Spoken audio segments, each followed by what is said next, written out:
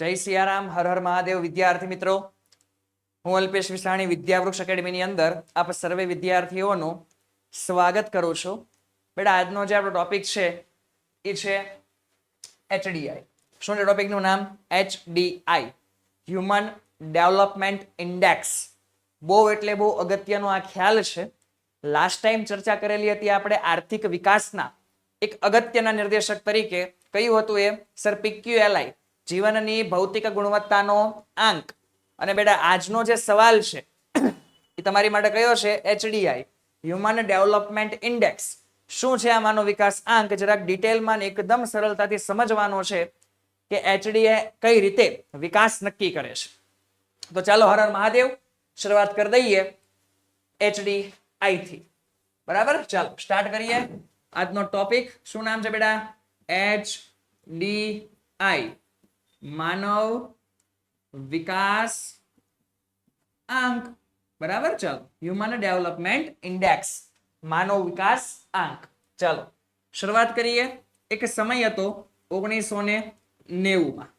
1990 માં UNDP, United Nations Development Programme, United Nations Development Programme, સંયુક્ત વિકાસ રાષ્ટ્રસંઘનો એક કાર્યક્રમ હતો. એની અંદર એક મસ્ત મજાનો રિપોર્ટ બહાર પડ્યો જેનું નામ છે એચડીઆર. એક માર્ક્સમાં પૂછાય છે એચડીઆર નું પૂરું નામ જણાવો. એચડીઆઈ નું નહીં, એચડીઆર. અને ઘણા બધા વિદ્યાર્થીઓ લખી નાખે છે એચડીઆર ની અંદર હ્યુમન ડેવલપમેન્ટ ઇન્ડેક્સ. ના બેટા, એચડીઆર છે. એચડીઆર નો અર્થ શું થશે? Human development report. શું થશે બેટા? Human development report, human development report. બરાબર છે, આ જરાક ભૂલાય નહીં.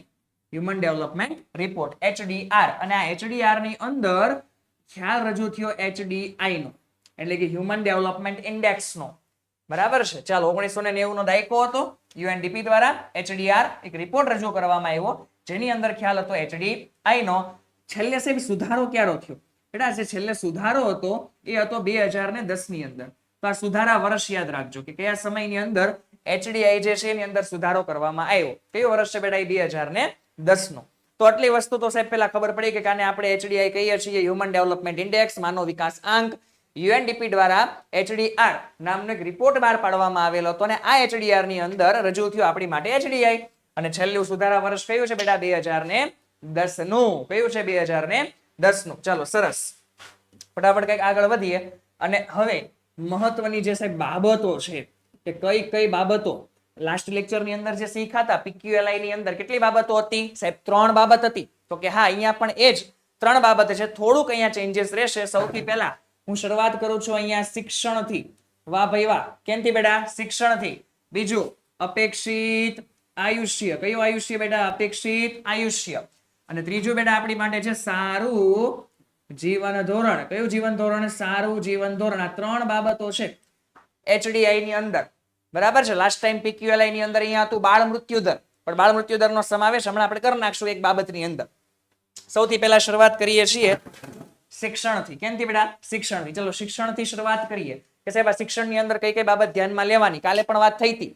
સાક્ષરતાનો દર શિક્ષણનું પ્રમાણ દર્શાવે છે. લખો અહીંયા, સાક્ષરતાનો દર. સાક્ષરતાનો દર કેની સ્થિતિ દર્શાવે છે? શિક્ષણની સ્થિતિ દર્શાવે છે. બરાબર છે, વેરી ગુડ. ચાલો પછી તો કે સાહેબ હવે અહીંયા શિક્ષણની સ્થિતિ તો મને ખબર પડી ગઈ, બટ સરકાર કઈ રીતે ધ્યાનમાં લે છે કે કોણ ભણેલો અને કોણ અભણ? તો કે બેટા એક વાત યાદ રાખજો, 15 વર્ષની ઉંમર હોવી જોઈએ. કેટલા વર્ષની ઉંમર? 15 વર્ષની. અને તમારું ધ્યાનમાં લેવામાં આવે છે અક્ષર જ્ઞાનને.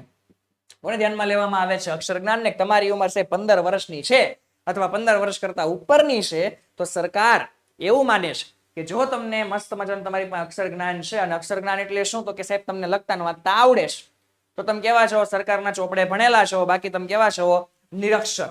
Very good. ચાલો, તો સૌથી પહેલા તો અક્ષર જ્ઞાનને ધ્યાનમાં લેશો. બીજી વસ્તુ, 2 બાબતને ધ્યાનમાં લેવામાં આવે છે. સૌથી પહેલું સ્કૂલિંગના અપેક્ષિત વર્ષો. કયા વર્ષો બેટા? સ્કૂલિંગના અપેક્ષિત વર્ષો. કે સરકારને કેટલી અપેક્ષા છે કે તમે શાળાની અંદર એપ્રોક્સિમેટલી કેટલાક વર્ષો રહ્યો.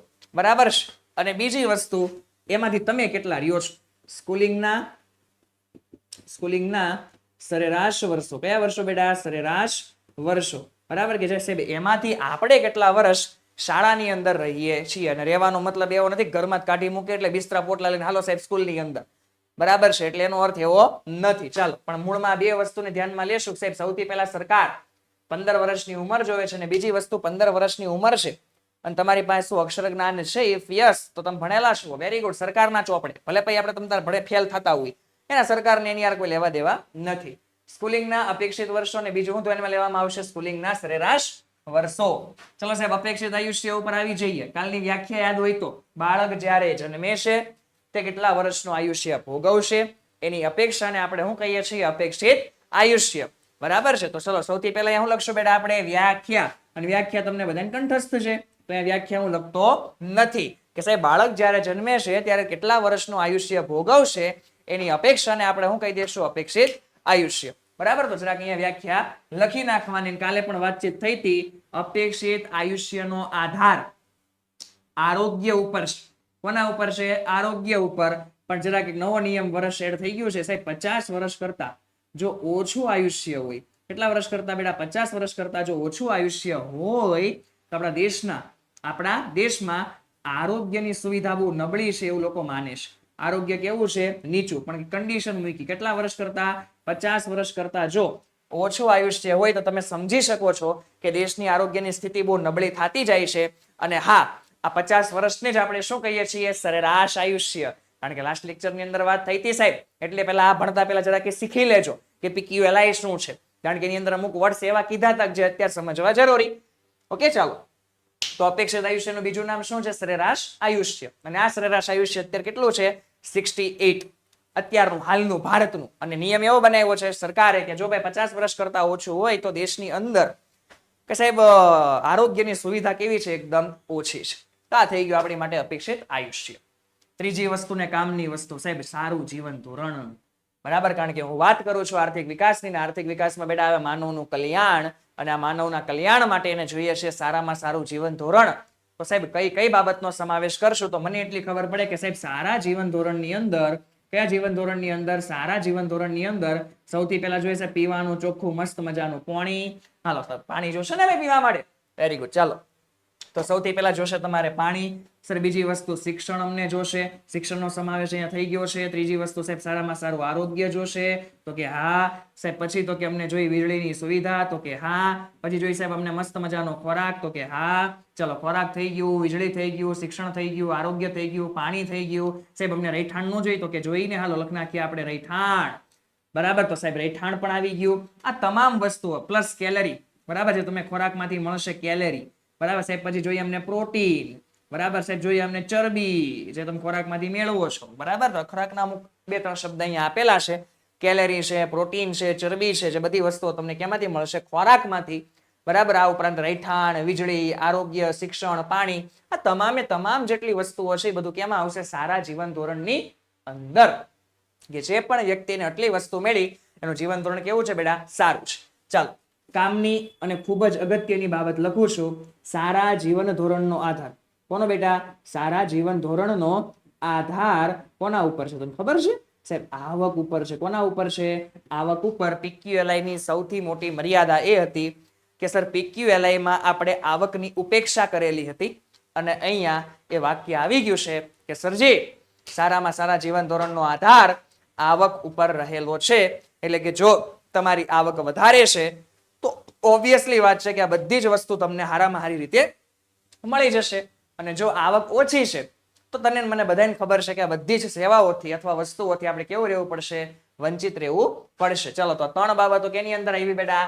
HDI ની અંદર. જેમાં શીખવા મળ્યું સાહેબ સૌથી પહેલા શિક્ષણ છે, બીજી વસ્તુ અપેક્ષિત આયુષ્ય છે, અને ત્રીજું તમને શું જોવા મળ્યું? સારામાં સારું જીવન ધોરણ. ક્લિયર? 3 બાબત ખબર પડી ગઈ?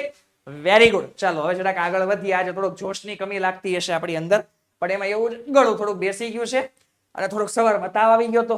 પણ છતાં મેં કીધું એક કામ કરીએ, લેક્ચર તો ઉતારવો જોશે. બાળકો વાટ જોઈને બેઠા હશે કે સાહેબ હવે HDI જરાક ભણાવો. તો જરાક આવી ગયા HDI ભણાવવા માટે. સારું હોય કે ના હોય? Very good. ચાલો વધીએ થોડાક આગળ. સાહેબ એક કામ કરીએ, મહત્વની બાબતો જરાક અમને જણાવો.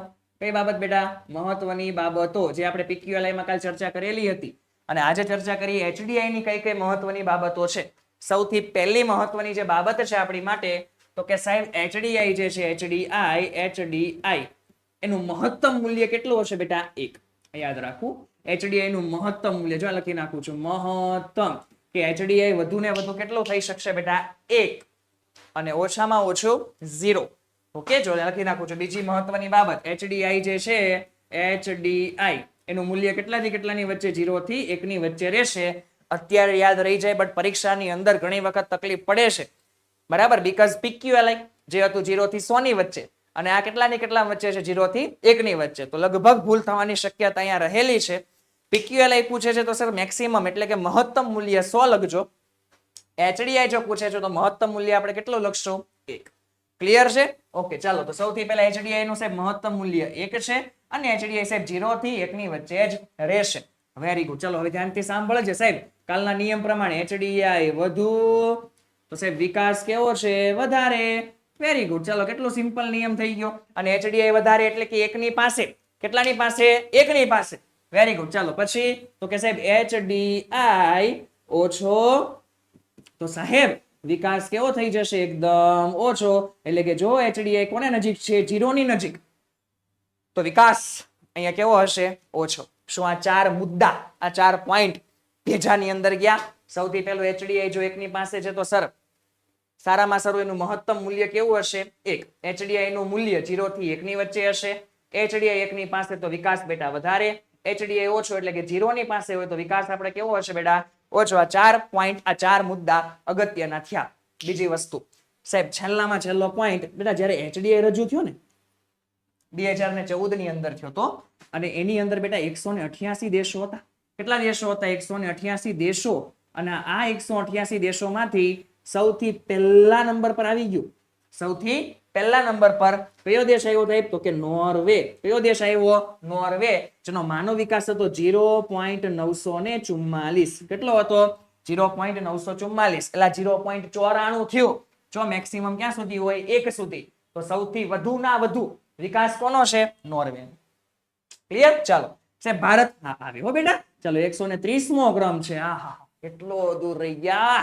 2014 ની વાત છે. 130મો ક્રમ છે અને આપણો માનવ વિકાસાંક 0.609. આ મોસ્ટ IMP છે બેટા બોર્ડ માટે. 1 માર્ક્સમાં પૂછાઈ શકે કે ભારત જે છે એનો HDI હ્યુમન ડેવલપમેન્ટ ઇન્ડેક્સ કેટલો છે?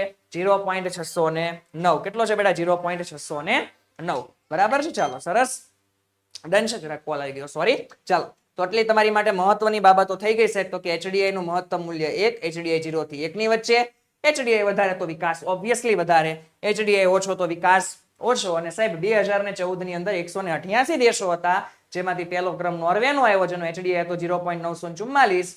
અને સાહેબ 130મો ક્રમ ભારતનો હતો. કોનો હતો બેટા? ભારતનો. જો લખી નાખું છું, ભારતનો જે ક્રમ છે 130મો હતો, જેનો HDI 0.609 હતો. આ થઈ ગઈ તમારી માટે મહત્વની બાબતો. ચાલો સરસ. જરાક છે ને વિશ્લેષણ અથવા તો વર્ગીકરણ કરીએ. શું કરીએ બેટા? વર્ગીકરણ. જે આપણે છેલ્લામાં છેલ્લે જે 188 દેશો હતા ને એનું કંઈક વર્ગીકરણ કરવામાં આવ્યું કે સાહેબ જે મારી પાસે રિપોર્ટ આવ્યો અથવા તો જે મારી પાસે HDI આવ્યો એમાં ભાગ પાડી દઈએ કે કોનો વિકાસ સારો અને કોનો વિકાસ નબળો. એ ખબર હોવી જોઈએ. સૌથી પહેલા આપણી પાસે દેશો કેટલા છે સાહેબ? 188 દેશો છે. કેટલા દેશો છે? 188 દેશો. એમાં નિયમ બનાવવામાં આવ્યો કે જેનો ક્રમ 1 થી 49 વચ્ચે છે. કેટલાથી કેટલા વચ્ચે? 1 થી 49. તો બેટા એને આપણે આપશું સૌથી વધારે વિકાસ, સૌથી વધુ વિકાસની અંદર. બરાબર? સૌથી વધારે વિકાસ થયો છે. ચાલો ત્યાર પછી સાહેબ જો 49 થી 105 સુધી હોય તો બેટા આપણે માનશું કે એનો વિકાસ કેવો છે? વધુ છે. ઓલાનો સૌથી વધુ, આનો વધારે વિકાસ.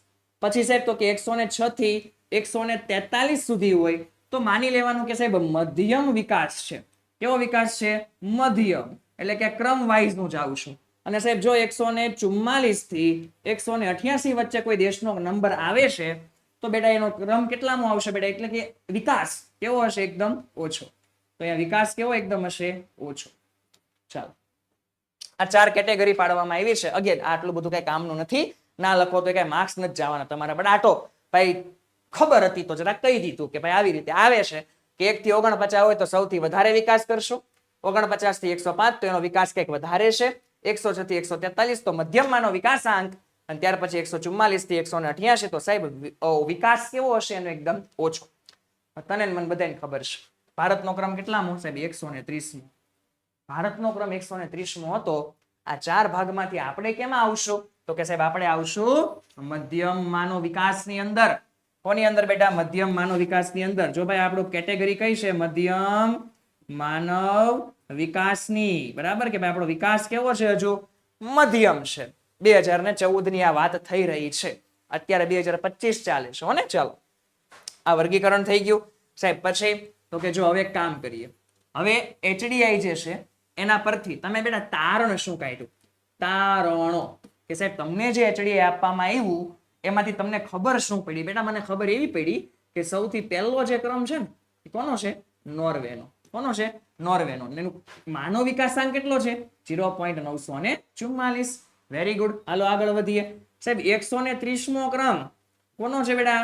ભારત. જેનો કેટલામો ક્રમ છે? 130મો. અને માનવ વિકાસાંક કેટલો? 0.609.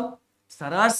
ચલો સાહેબ આપણો સમાવેશ મધ્યમ માનવ વિકાસની અંદર થાય છે કે જો આપણો વિકાસ કેવો છે?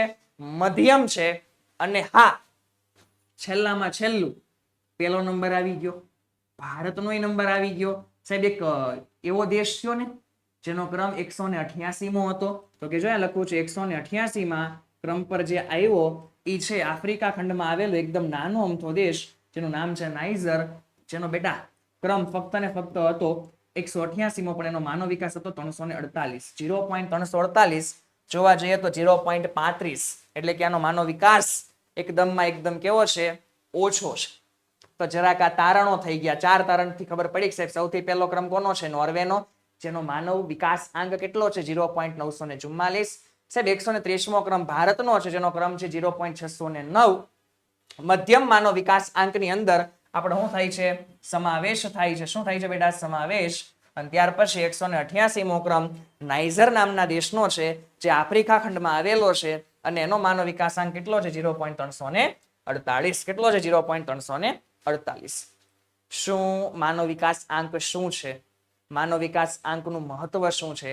કઈ રીતે આર્થિક વિકાસ માપવામાં આવે છે? આ વાતો પેલા મગજની અંદર જાય છે? ઇફ યસ તો તબિયત ખરાબ હતી છતાંય ભણાવવા આવ્યો છું તો જરાક લાઈક, શેર, કમેન્ટ જે પણ તને ફાવતું હોય જરાક કરી દેવાનું હો ને. ચાલો અમે મહેનત કરીએ છીએ તો અમારી માટે થોડીક મહેનત તમે કરી શકો. અને એક મહેનત એવી કરજે કે અર્થશાસ્ત્રની અંદર, ઇકોનોમિક્સની અંદર ભૂકા કાઢી નાખે એવી એક્ઝામ જોરદાર આપજે હો ને. ચાલો સૌથી આગળની વાત કરીએ. નેક્સ્ટ મહત્વની બાબતો થઈ ગઈ. હકારાત્મક બાબતની વાત કરીએ સાહેબ. કઈ બાબત? હકારાત્મક બાબત. શું ફાયદા છે આના? કેના બેટા? HDI ના. તમને લાગે છે આના કોઈ ફાયદા? તો કે હા સર આના ઘણા બધા ફાયદાઓ હોઈ શકે, જેના પૈકી આપણે ઘણા બધા ફાયદાઓ જોઈએ. ચલો સૌથી પહેલો ફાયદો સાહેબ મને એવો ખબર પડી કે મને બહુ વાત ગમી કે સાહેબ શિક્ષણ અને આરોગ્ય. કઈ બેટા? શિક્ષણ અને આરોગ્ય. આ બંને બાબતો જે માનવ જીવન સાથે સંકળાયેલી છે. કયા જીવન સાથે? માનવ જીવનની સાથે સંકળાયેલી છે. સંકળાયેલી છે. આનો આપણે શું કર્યો બેટા? સમાવેશ કર્યો. બરાબર છે. HDI ની અંદર જે શરૂઆત આપણે કરી હતી અને ત્યાંથી પણ મેં તમને કીધી હતી વાત કે સાહેબ આની અંદર આવે છે શિક્ષણ, અપેક્ષિત આયુષ્ય જેની અંદર આવી જશે, આરોગ્ય, અને ત્રીજી બાબત કઈ હતી બેટા? સારું જીવન ધોરણ, જેની અંદર આરોગ્ય અને શિક્ષણ બંનેનો સમાવેશ થયો. હા કે ના? તો મને એટલી સાહેબ ખબર પડી કે શિક્ષણ અને આરોગ્ય જેવી બાબતો જે માનવ જીવનની સાથે બેટા સંકળાયેલી છે એનો આપણે સમાવેશ કર્યો છે. તો સાહેબ એ બહુ સારી વાત કહેવાય. એટલે સારી વાત કહેવાય એટલે તો આપણે લખી નાખ્યું. બરાબર. ચલો સરસ. બીજી વસ્તુ સાહેબ HDI જે છે ને, HDI જો લખું છું HDI, એ ખ્યાલ કેવો છે ખબર? વિધેયાત્મક ખ્યાલ છે. કેવો ખ્યાલ છે બેટા? વિધેયાત્મક ખ્યાલ છે. આ વિધેયાત્મક ખ્યાલનો અર્થ શું થાય? HDI વધે છે એનો અર્થ સીધો થઈ ગયો દેશની અંદર શું વધશે? વિકાસ વધે. તો HDI કેવો ખ્યાલ થઈ ગયો? વિધેયાત્મક, જેનો સીધો અર્થ એવો થાય છે કે સાહેબ HDI જો વધે છે તો હા સાહેબ દેશનો વિકાસ પણ વધશે. શું આ વાત ક્લિયર થઈ? બરાબર. તો 2 પોઈન્ટ થઈ ગયા. સૌથી પહેલું શિક્ષણ અને આરોગ્ય જેવી બાબતનો સમાવેશ કર્યો, વિચ ઇઝ ગુડ. અને સેકન્ડ, HDI કેવો ખ્યાલ છે બેટા? વિધેયાત્મક ખ્યાલ છે, જે સૂચવે છે કે સાહેબ વિકાસ વધારે છે એનો અર્થ એવો હશે કે HDI વધારે હશે, અથવા તો HDI વધારે છે તો એનો અર્થ વિકાસ વધારે છે. ક્લિયર? ચાલો, તો આ 2 પોઈન્ટ થઈ ગયા. ત્રીજી વસ્તુ સાહેબ, મને એટલી ખબર પડે કે HDI છે ને, HDI એનથી સરકારને, કોને બેટા? સરકારને કયા ક્ષેત્રની અંદર કામ કરવાનું છે, કયા ક્ષેત્રમાં કામ કરવાનું છે એનું શું આવશે બેટા? ખ્યાલ આવશે. શું આવશે? ખ્યાલ. માની લે કે HDI નીચો આવ્યો તો સરકારને એટલી વસ્તુની ખબર પડી ગઈ છે કે સાહેબ હવે એક કામ કરો. કેની અંદર કામ કરશું? શિક્ષણની અંદર. શેમાં કામ કરશું? આરોગ્યની અંદર. શેમાં કામ કરશું? લોકોનું જીવન ધોરણ સુધારવાની પાછળ.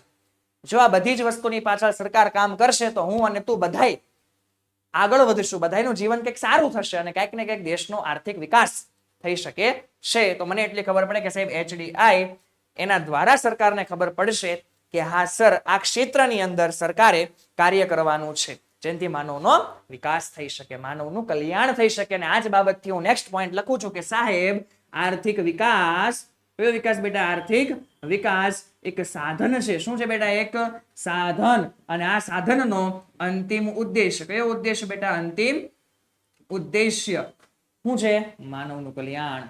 શું છે બેટા? માનવ કલ્યાણ. વાહ ભાઈ વાહ સાહેબ, મજા આવી ગઈ. ચાલો, એકદમ છેલ્લામાં છેલ્લો જે ઉદ્દેશ્ય છે એ છે બેટા માનવનું કલ્યાણ કરવાનું છે, કે ગમે એમ કરીને જે માનવ છે આપણા જે લોકો છે એકદમ લીલા લહેર જીવન જીવવા પડે. અને આ જ એકદમ છેલ્લો ઉદ્દેશ્ય રહેશે કોઈ પણ થિયરી હોય એમ. બરાબર? એટલે કે એકદમ છેલ્લામાં છેલ્લો ઉદ્દેશ્ય છે આપણો સાહેબ માનવનું શું કરવાનું છે સાહેબ? કલ્યાણ કરવાનું છે. શું કરવાનું છે બેટા? કલ્યાણ. અને લાસ્ટ ટાઈમ પણ કીધું હતું, આની પહેલાનો જે નિર્દેશક છે લખી નાખો ને એની કરતા નિર્દેશક કેવો સારો એક એક્ઝામ્પલ આપ્યું હતું, યાદ હોય તો સાહેબ. જૂની બાઇક બહુ ગમતી હતી, નવી આવી, જૂની ગઈ, હાલો સાહેબ નવી આપણને ગમવા મળી. હા કે ના? તો ચોખ્ખી વસ્તુ છે કે આની પહેલા તમે જે ભણ્યા છો એ PQLI છે, તો લખી નાખો સાહેબ PQLI કરતા આનો ખ્યાલ આપણને બહુ ગમ્યો. ઊંધી રીતે લખવું હોય તો લખી નાખો સાહેબ વધારે પ્રગતિશીલ ખ્યાલ છે. કેવો ખ્યાલ છે બેટા? વધારે પ્રગતિશીલ ખ્યાલ છે. કે વાહ, વધારેમાં વધારે લોકોની પ્રગતિ દર્શાવે છે અન્ય નિર્દેશક કરતા, એવું આપણને લાગી રહ્યું છે. અને એકદમ છેલ્લામાં છેલ્લી વાત કે સાહેબ મને એટલી ખબર પડે કે સાચી જે પ્રગતિ છે ને, જો લખું છું સાચી પ્રગતિ, આ સૂત્ર બોર્ડમાં પૂછાઈ શકે સાચી પ્રગતિ એટલે જણાવો. તો સાચી પ્રગતિ બરાબર અહીં લખું જો આર્થિક પ્રગતિ. કઈ પ્રગતિ બેટા? આર્થિક પ્રગતિ પ્લસ સામાજિક પ્રગતિ. કઈ પ્રગતિ? સામાજિક પ્રગતિ. ચાલો, બરાબર. તો આ બે વસ્તુ આવી શકે કે સાચી પ્રગતિ કહેવાય કોને? સૌથી પહેલા તો સમાજની અંદર માણસ ઇજ્જતથી ગૌરવપૂર્ણ જીવન જીવે તો સામાજિક પ્રગતિ. બરાબર ને? તેની માટે તમને શિક્ષણની વાત કરવામાં આવી. બરાબર? કે તમારું સામાજિક રીતે કલ્યાણ થઈ શકે તમને શિક્ષણ આપવામાં આવશે. અને જો એકદમ પહેલી વાત યાદ કર, સારા જીવન ધોરણનો આધાર કોના ઉપર આધાર રાખે છે? સારા જીવન ધોરણનો આધાર કોના ઉપર છે સાહેબ? આવક ઉપર છે. તો આવક એટલે કઈ બાબત થઈ ગઈ? તો કે આર્થિક બાબત થઈ ગઈ. તો માણસ આર્થિક રીતે પણ અને સામાજિક રીતે પણ જો આગળ વધે તો મને એવું લાગે છે કે સાહેબ માનવનું સાચી રીતે કલ્યાણ થયું છે. શું થયું છે? માનવનું સાચી રીતે કલ્યાણ થયેલું છે. તો હકારાત્મક બાબતો તમારી માટે એટલી છે, શિક્ષણ અને આરોગ્ય જેવી બાબતનો સમાવેશ કર્યો. મને તને બધાને ગમ્યું. બીજું, HDI વિધેયાત્મક ખ્યાલ છે. HDI વધે તો વિકાસ વધે છે એવું તમને લાગશે. HDI થી સરકારને કયા ક્ષેત્રમાં કામ કરવાના છે એનો ખ્યાલ આવશે. આર્થિક વિકાસ એક સાધન છે અને અંતિમ ઉદ્દેશ્ય માનવનું શું છે? કલ્યાણ કરવું. ત્યાર પછી પ્રગતિશીલ વધારે ખ્યાલ છે આ. અને સાચી પ્રગતિ બરાબર આર્થિક પ્રગતિ પ્લસ સામાજિક પ્રગતિ. આ એક સૂત્ર યાદ રાખજો. ક્લિયર છે? ચલો, તો અત્યાર સુધી આપણે ઘણી બધી બાબતોની ચર્ચા કરી ગયા. હજુ મર્યાદા બાકી છે, હમણાં ભણાવું. બરાબર? ચાલો એક લાસ્ટ ટોપિક લઈ લઈએ અને ત્યાર પછી પૂર્ણાહુતિ કરીએ HDI ની મર્યાદા. ઓકે સાહેબ, 3 જેટલી મર્યાદા છે. આવડે એકદમ હેલી. મને એવું લાગે છે ફક્ત ને ફક્ત 3 જ બાબતોનો શું કર્યો બેટા તમે? સમાવેશ. આ મન નો ગમ્યું છે. આવું થોડું હાલે યાર. એક તો તમે વાત કરો માનવના કલ્યાણની, અને માનવનું કલ્યાણ શું ફક્ત ને ફક્ત 3 જ બાબત ઉપર આધાર રાખે? તો કે હોઈ શકે આની સિવાયની પણ ઘણી બધી બાબતો હોવી જોઈએ.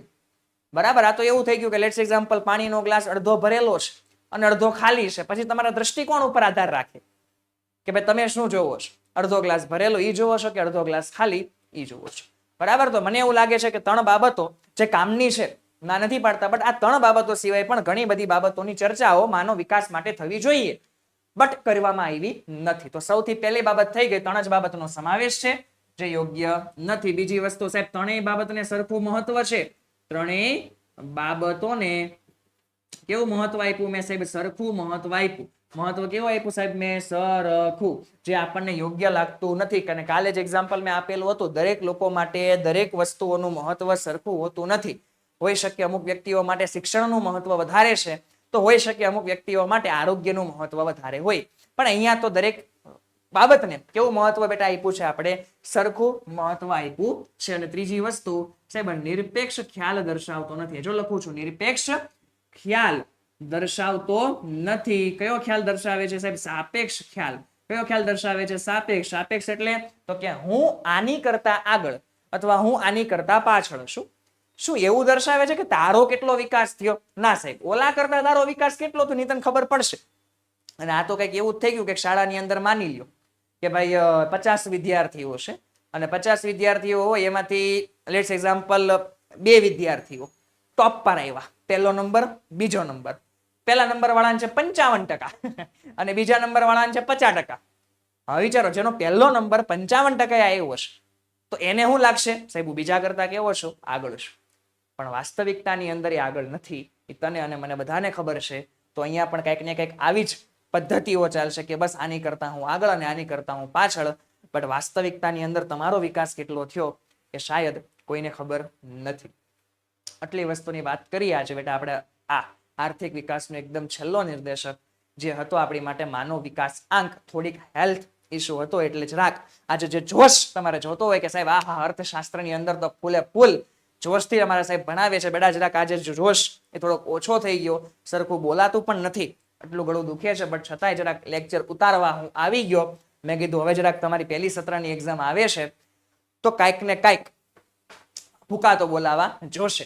અને હવે આખો લેક્ચર જે મારો કમ્પ્લીટ થયો છે, આજે બેટા આપણે વાતચીત કરેલી છે HDI વિશે, મહત્વની 3 બાબતો. ત્યાર પછી કેટલીક બાબતોને તમારે ધ્યાનમાં રાખવાની છે. મહત્વની બાબતો, સકારાત્મક બાબતો, મર્યાદાઓ, તારણો, ઘણી બધી બાબતોની ચર્ચા કરી અને આ પહાડ જેવી થિયરી અગેન આજના લેક્ચરમાં આપણે શું કરી બેટા? કમ્પ્લીટ કરી નાખી છે. નીચે એક મસ્ત મજાનું બટન આપ્યું હશે સબસ્ક્રાઇબનું, લાઇકનું. જો ગમ્યું હોય, તમને મજા આવી હોય કે વાહ સાહેબ અર્થશાસ્ત્ર આટલી ઈઝી રીતે ક્યાંય આપણને ખબર પડી નથી, તો જરાક શાંતિથી મસ્ત મજાની એક જોરદાર કમેન્ટ મારી દેજો, જેનાથી અમને પણ પ્રોત્સાહન કંઈક ને કંઈક મળતું જાય કે હજુ વિદ્યાર્થીઓ માટે ભૂકાદાર ખતરનાક લેક્ચર આવે. ક્લિયર છે? ઓકે, તો ચાલો મળીએ હવે આવતા લેક્ચરની અંદર. હર હર મહાદેવ.